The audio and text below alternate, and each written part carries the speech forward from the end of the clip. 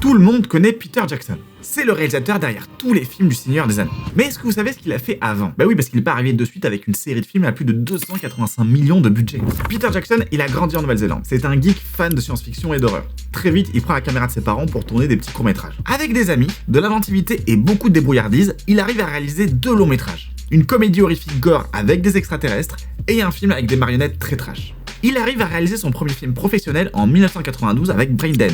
C'est une comédie horrifique gore avec énormément de scènes trash et très inventives. Pour l'instant, il y a comme un pattern. Ça lui permet de s'associer avec l'entreprise Weta pour créer la division Weta Digital qui s'occupe d'effets spéciaux numériques. Grâce à ça, il réalise Créature Céleste, qui au passage a permis de révéler Kate Winslet pour Titanic. Le film est touchant et il contient un mélange entre effets spéciaux, pratiques et numériques. Tiens, ça me dit quelque chose ça. Le film est sélectionné aux Oscars pour la catégorie du meilleur scénario. Pendant que Universal lui tourne autour, Peter Jackson réalise un documentaire. Un jour, il découvre dans la remise d'un des membres de sa famille des tas de vieilles bobines d'un certain Colin Mackenzie. Il fait des recherches et découvre que cet illustre inconnu a inventé, de son côté en Nouvelle-Zélande, le cinéma parlant et les films en couleur. Le documentaire est excellent, surtout parce qu'il est faux. Peter Jackson a complètement inventé cette histoire, mais franchement, allez le voir, il est génial. Universal lui propose la réalisation du génial Fantôme contre Fantôme, une comédie horrifique mais pas gore. Enfin, presque pas. Et Jackson leur dit « Hey, on pourrait tourner chez moi en Nouvelle-Zélande, c'est pas cher en plus. » Tiens, ça me dit quelque chose ça. Pendant qu'il est occupé sur ce film, on lui propose la réalisation de La Planète des Singes ou de King Kong. Finalement, c'est Burton qui prend La Planète des Singes, et comme il y a déjà Godzilla et Mon Ami Joe qui sont en préparation,